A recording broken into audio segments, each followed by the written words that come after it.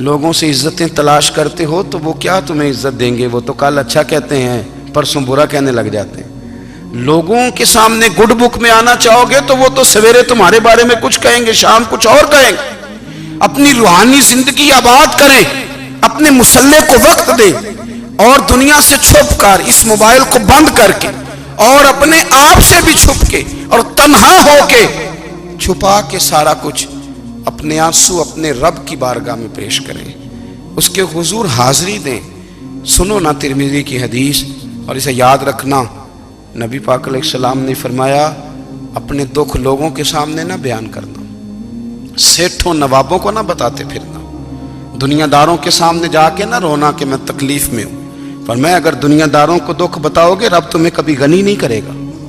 اور لوگ ہیں کہ الٹا مذاق اڑائیں گے آپ کی، جس سے بڑی پکی یاری ہے نا، پکی، وہ تب تک پکی ہے جب تک آپ نے 50,000 مانگا نہیں، اور جس وقت آپ نے کہہ دیا کہ میں مجبور ہوں میری مدد کر، تو پھر ختم ہو گئی دوستی۔ لوگوں کی تعلقات آپ کے ساتھ تب تک ہیں جب تک آپ ان سے کوئی ضرورت وابستہ نہیں کرتے۔ کریم محبوب فرمانے لگے بندوں کے سامنے دکھ نہ بیان کرنا، اللہ تجھے کبھی غنی نہیں کرے گا۔ تو اپنے دکھ اپنے رب کو بتا، تو دعائیں مانگ، تو اس کی بارگاہ میں حاضر ہو، تو اس کے حضور عرض کر۔ فرمایا اپنے دکھ اپنے رب کو بتا، وہ جلدی کرے یا دیر سے کرے تجھے ساری دنیا سے بے نیاز کر دے گا، تجھے کسی کا محتاج نہیں رہنے دے گا۔ اپنے مسلح کو، اپنی دعاؤں، ایک بزرگ فرماتے ہیں میں نے دعا مانگنے کا طریقہ اپنی بیوی سے سیکھا، دعا مانگنے کا طریقہ اپنی، سیکھنے والے تو اپنے بچوں سے بھی سیکھ لیتے ہیں، سیکھنے والے تو ہر ایک سے سیکھتے ہیں۔ وہ کہتے ہیں میں نے دعا مانگنے کا سلیقہ اپنی بیوی سے سیکھا ہے۔ حضرت وہ کس طرح؟ فرمانے لگے میری بیوی نے نا مجھے کوئی کام بتایا، کچھ پیسوں کی ضرورت کے لیے کہا، تو میں نے اسے کہا کہ بھئی ابھی میرے پاس نہیں ہے، کچھ دنوں میں آتے ہیں تو میں دے دوں گا۔ عورتوں کی عادت ہوتی ہے وہ بار بار یاد کراتی ہیں، 2-4 دنوں کے بعد پھر اس نے کہا حضرت وہ میں نے کہا تھا کچھ پیسے، میں نے اسے کہا کہ ابھی میرے پاس نہیں ہے، کچھ دنوں میں ملتے ہیں تو میں تمہیں دے دوں گا۔ اس نے کچھ دنوں کے بعد پھر کہا حضور وہ میں نے کچھ پیسے کہے تھے۔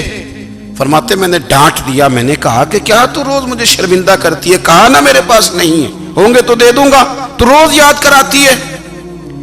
فرماتے ہیں اس نے پہلے تو میری ڈانٹ کو سہا، پھر میرے سخت جملوں نے اس کی آنکھوں میں آنسو پیدا کر دیے، پھر اس نے اپنے آنچل میں اپنے اس دکھ کو سمیٹا، اور پھر اس نے ایک جملہ کہا تو میں رو پڑا، اور مجھے اپنے رب سے مانگنے کا طریقہ آ گیا۔ مجھے کہنے لگی حضرت جی آپ نے ڈانٹ دیا میں نے سہ لیا، پر آپ ہی میرے شوہر ہیں، بتائیں نا آپ سے نہ کہوں تو میں کس سے جا کے کہوں۔ فرماتے ہیں میں رو پڑا، اور میں کھل کے رویا، اور میں تڑپ کے رویا، اور پھر میری سسکیاں بند گئیں۔ تو مجھے کہنے لگی آپ کو کیا ہوا؟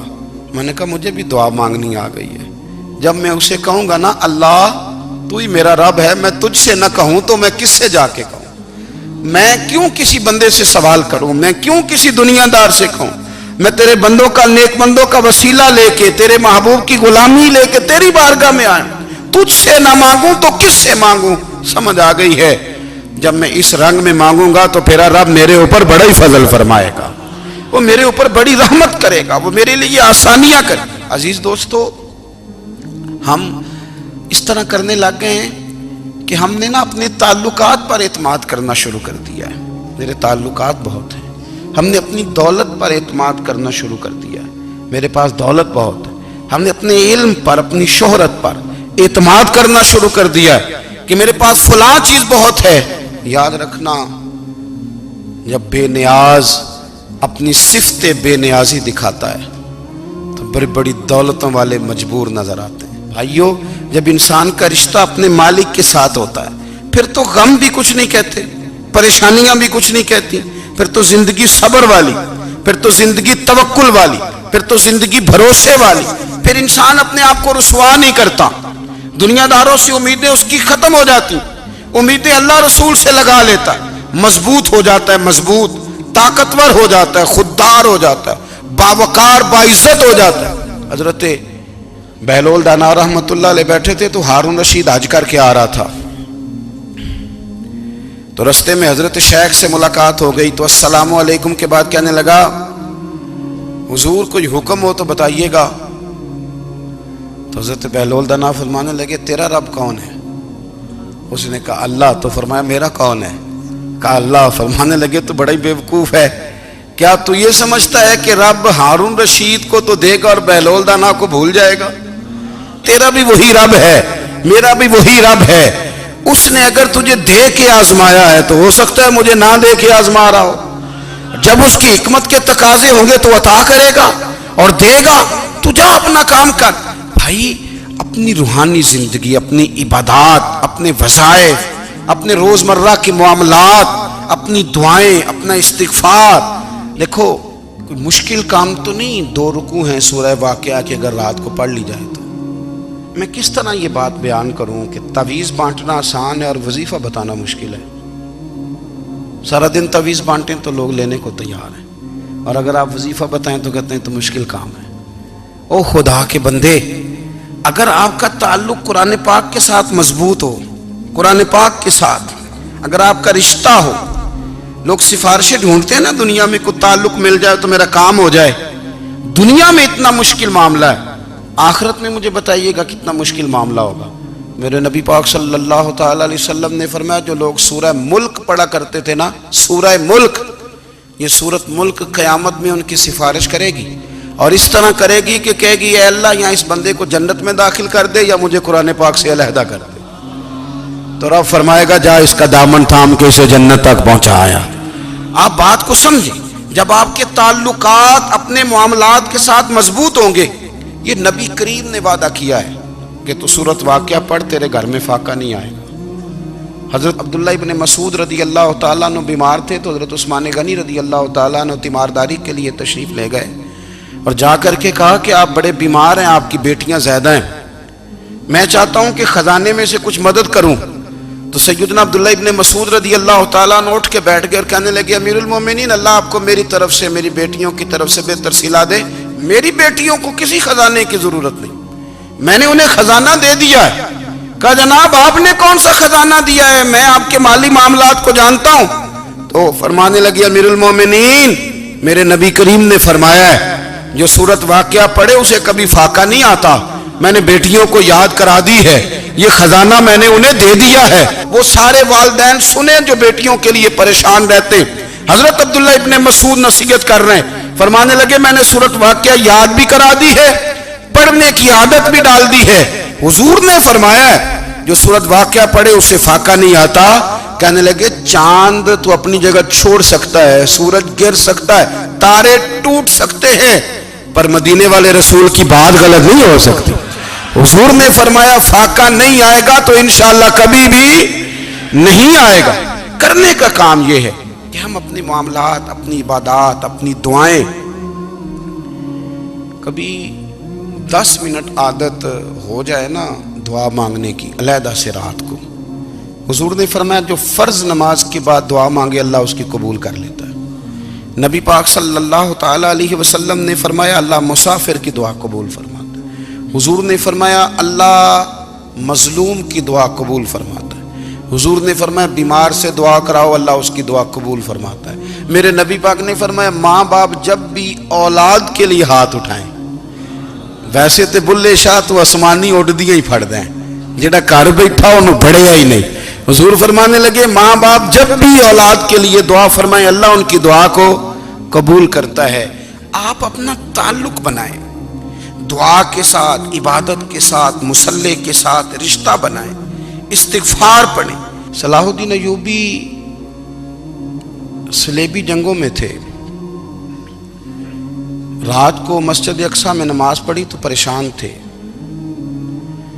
ایک بزرگ سے ملاقات ہوئی تو وہ کہنے لگے کہ آپ بڑے پریشان ہیں. کہنے لگے حضور پریشان اس لیے ہوں کہ پہلے ہی مسلمان کمزور ہے، اب میں نے سنا ہے دشمن کا ایک بحری بیڑا وہ جنگی سامان سے بھرا ہوا آ رہا ہے، تو اب ان کے پاس اور تلواریں اور نیزے آ جائیں گے، مسلمانوں کے پاس پہلے ہی وسائل کی کمی ہے، پریشان ہو کس طرح کر کے مقابلہ کریں گے.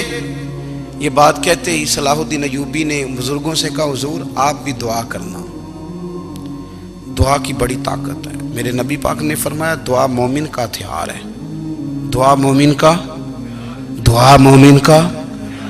حضور نے فرمایا تقدیر کو سوائے دعا کے کوئی چیز نہیں بدل سکتی، دعا مومن کا ہتھیار ہے، یہ کافر کے پاس کوئی نہیں، یہ ہتھیار ہے مومن کا۔ اللہ کرے آپ کو سمجھ آئے، پھر سنیں، کئی بار کہہ چکا ہوں یہ ہتھیار ہے۔ کافر کے مقابلے میں جو تیرے پاس سب سے بڑا ہتھیار ہے وہ دعا ہے۔ دعائیں کرانی چھوڑ دی، کرنی چھوڑ دی، لینی چھوڑ دی۔ حضرت سیدنا انس بن مالک رضی اللہ تعالیٰ عنہ فرمایا کرتے تھے، میں نے وہ رنگ دیکھا ہے جب حضور دعا مانگتے تھے اور حضور کی مقدس آنکھوں میں آنسو بھی ساتھ ہی بہا کرتے تھے، میں نے وہ انداز دیکھا ہے۔ تو صلاح الدین ایوبی بزرگ سے کہنے لگے آپ بھی دعا کیجیے، اور خود رونے لگے اور سر سجدے میں رکھ کے رونے لگے، اور عشاء سے لے کر فجر تک روئے، خوب روئے۔ صبح وہ بزرگ آئے تو صلاح الدین ایوبی کا خوبصورت اور ہنستا ہوا چہرہ دیکھا، کہنے لگے آپ بڑے خوش ہیں، رات تو میں نے بڑے روتے ہوئے دیکھا تھا۔ تو کہنے لگے حضور وہ جو بحری بیڑا آ رہا تھا نا وہ پانی میں ڈوب گیا ہے، اب وہ نہیں آ رہا، ابھی خبر آئی ہے تو میں بڑا خوش ہوں۔ بزرگ کہنے لگے اٹھ سینے سے لگ اور سن ایک بات، وہ بحری بیڑا پانی میں نہیں ڈوبا، وہ تیرے آنسوؤں میں ڈوب گیا ہے۔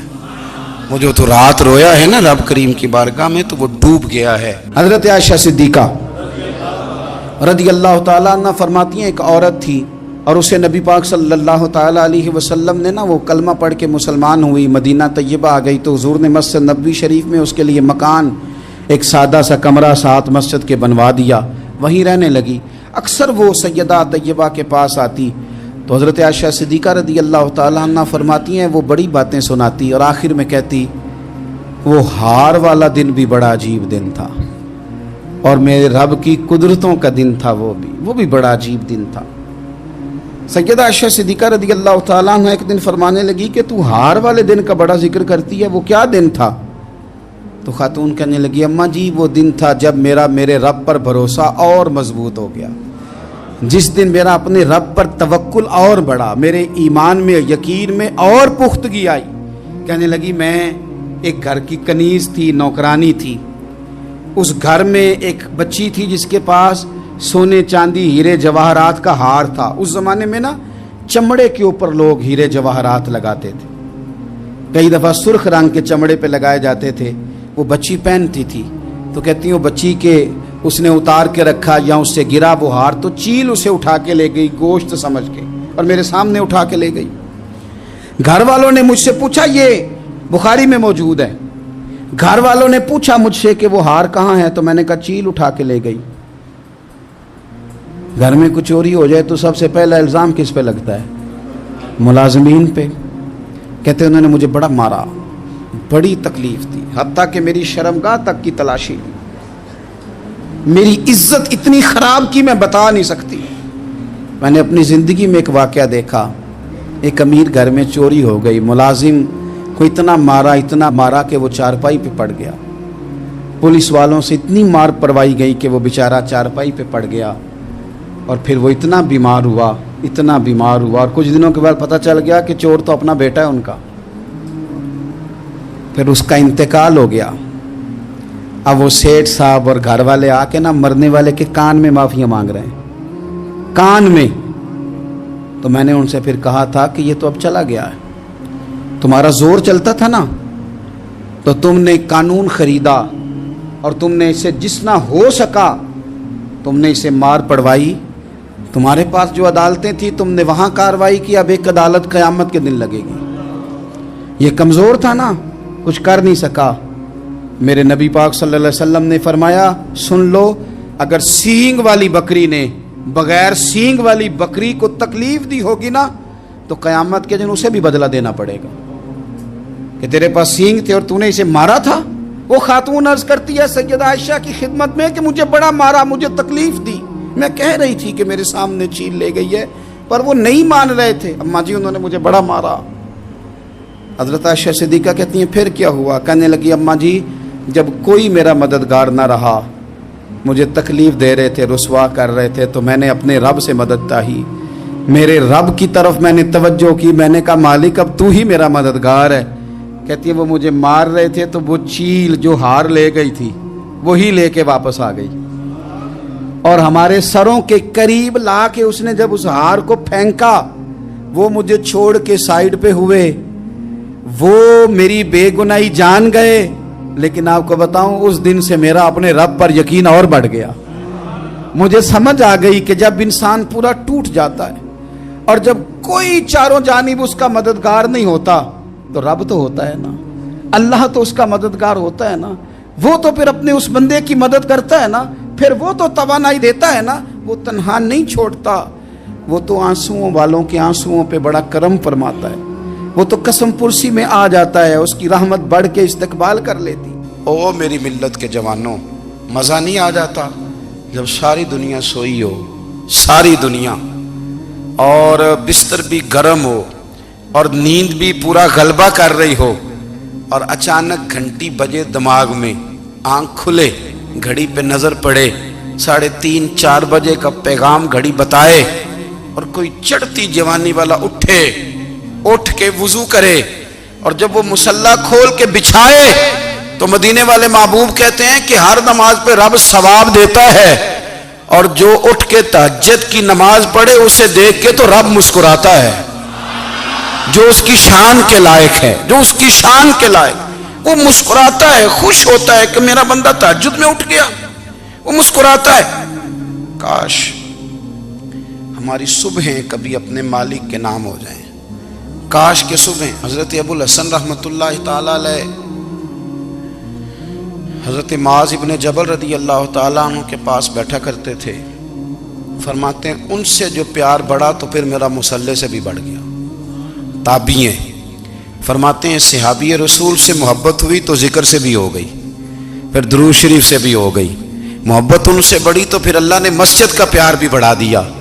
आप फरमाते हैं कि मेरी हर वक्त तबीयत चाहती थी कि बस अल्लाह अल्लाह करूं, बस अल्लाह अल्लाह करूं, बस ना मैं ज़रा थोड़ी जान छुड़ाऊं लोगों से, कुछ 10 मिनट मिले तो मैं कुछ 4 नफल पढ़ लूं, मैं थोड़ा सा ना बचूं लोगों से, और मुझे तस्बीह मिले तो मैं ना कुछ 400-500 दफा इस्तिगफार पढ़ूं, सुभान अल्लाह, अल्हम्दुलिल्लाह, अल्लाहु अकबर, ला हौला वला कुव्वता इल्ला बिल्लाह, मैं ना तस्बीहात पढ़ूं। फरमाते हैं कि बच्चे थे घर में 6-7, गुर्बत थी, काम मिलता कोई नहीं था, और मैं काम चोर नहीं था, काम ढूंढता था, पर अल्लाह की कुदरत के काम नहीं मिलता था। फरमाते हैं कि मैंने एक दिन अपनी अहलिया से कहा कि आज मैं फिर जाता हूँ काम ढूंढने, तो मेरी बीवी बड़ी फर्मा बरदार थी, पर उस दिन ना गुर्बत के हाथों तंग आके कहने लगी, आज नाना कोई तू चीज़ लेके आया, तो मुझसे बच्चों की भूख नहीं देखी जाती है, सब रोगां दा रोग मुहम्मद जिसदा नाम गरीबी, कंड बुला के लंघ जाते नहीं दोस्त यार करीबी, आज ना कुछ लेके आया तो मैं बच्चे लेके मेके चली जाऊंगी। शेख फरमाते हैं कि मैं बड़ा परेशान घर से निकला, पर मैंने सुबह से लेके जोर तक काम ढूंढा, काम मिला कोई नहीं, तो मेरे दिल में ख्याल आया चलो काम नहीं मिलता तो अल्लाह अल्लाह तो करे ना, चलो बंदों की मजदूरी नहीं मिलती तो रब करीम की इबादत ही करते हैं। फरमाते हैं कि मैंने ना फुरात के पानी से वुजू किया, नहर के, शदीद धूप थी, साथ रेत थी और रेत तप रही थी, मैंने अपना रुमाल वहीं मुसल्ला के तौर पर बिछा लिया, और फरमाते हैं कि जोर से लेकर असर तक नमाज पढ़ी, धूप भी पूरे जोर पे, पर मेरे सजदे का ज़ौक़ भी पूरे जोर पे। फरमाते हैं सूरज भी चमक रहा है और रब की इबादत का ज़ौक़ भी पूरे जोर पे, मैं सजदा करूं तो फिर मेरा उठाने को जी ना चाहे। मेरे उस्ताद लिखा करते थे, ये उनका शेर है, वो कहा करते थे मुझे सोज दे, मुझे साज दे, और मुझे नीम शब का न्याज दे, दमे सजदा खुद को मैं तोड़ दूं, मुझे ऐसा ज़ौक़ नमाज दे। और मैं तेरी बहार का फूल हूं, मैं खिला भी हूं तो तेरे लिए, मुझे मेरी शाख से तोड़ ले, मुझे अपनी जुल्फ का नाज दे। भाई फरमाते हैं कि असर तक मैंने नफल पढ़े, दिल ढलने लगा, असर की नमाज पढ़ी और मैं वहां से चला। अब मैं जब निकलने लगा तो दिल में ख्याल आया कि छोटी छोटी दीवारें हैं घर की, बगैर कुछ लिए जाऊंगा तो बीवी दूर से देखेगी तो शोर करेगी कि फिर खाली हाथ आ गया है। कहते मैंने अपने उसी रुमाल में जिस पे मैंने नमाज पढ़ी थी ना, रुमाल में पक्की आखी दे पंजाबी च साफा कहते हैं। उसी में ना मैंने कुछ रेत भर ली कि वो दूर से देखेगी तो समझेगी कुछ लेके आया है, चलो जाके उसे बता दूंगा कि आज फिर मजदूरी नहीं मिली। कहते हैं वो रेत लेकर जब मैं घर में गया तो पहले बीवी दरवाजे पे खड़ी होती थी, पूछती थी खाली हाथ आ गए हो? आज मैंने देखा तो है ही कोई नहीं। फरमाते हैं मैं अंदर दाखिल हुआ, सलाम लिए, कोने में मैंने वो रुमाल रख दिया और मैंने आवाज दी कि भली मानस कहाँ हो? तो वो कहने लगी आप मुंह हाथ धो ले, मैं रोटी लेके आई। मैंने कहा रोटी कहां से आ गई? यहां तो कई दिनों के फाके, तो कई दिनों की गुर्बत है, यहां तो इस घर में तो फकीरी है। फरमाते हैं कि वो रोटी लेके आई और उस वक़्त की जो मौजूदा नेमतें थी, समझ ले सलाद अचार हर चीज साथ लाई। मैंने कहा कि बच्चे कहाँ गए? कहने लगी वो खाना खा के खेलने गए, आप खाना खा लें आ जाते। खाना उसने चुन दिया। मैंने हैरत अंगेज लहजे में सारी नेमतें अपने दस्तरखान पे देख करके बीवी से पूछा ये कहां से आया खाना? बच्चों को तूने कहां से खाना खिलाया? ये सारा कुछ कैसा है? तो कहने लगी पता नहीं आज आप किस करीम की मजदूरी करने चले गए थे, पता नहीं किस करीम की। मेरे घर में तो इतनी नेमतें आई हैं कि मुझसे संभाली नहीं जा रही, इतना अनाज है, इतना गंदुम है, किस करीम के दरवाजे आज चले गए थे? ये कहते कहते वो उठी और उठ करके कहने लगी पहले बड़ा कुछ आया था, अब क्या ले आए हो? और जा करके ना उसने वो रेत वाला रुमाल खोला। कहने लगे मैं तो लेके आया था रेत, तो मेरे रब ने उसे भी सोने और हीरे बना दिया था। जब आपकी तवज्जो अल्लाह की जानी, मेरे नबी पाक सल्लल्लाहु ताला अलैहि वसल्लम ने फरमाया हर चीज अपने रब से मांग, हर चीज मांग, हर चीज मांग। या रसूलल्लाह क्या कुछ? मेरे महबूब ने फरमाया तेरे घर में नमक भी खत्म हो जाए तो वो भी अपने रब से मांगा कर। तू मांगना, वो तुझे देगा। तो उसकी बारगाह में कशकोले तलब दराज तो करना। और तिरमिजी शरीफ में अजीब लफ्ज है, रसूल कायनात ने फरमाया, रब करीम फरमाता है जब मेरा बंदा हाथ उठाता है ना तो मुझे हया आती है।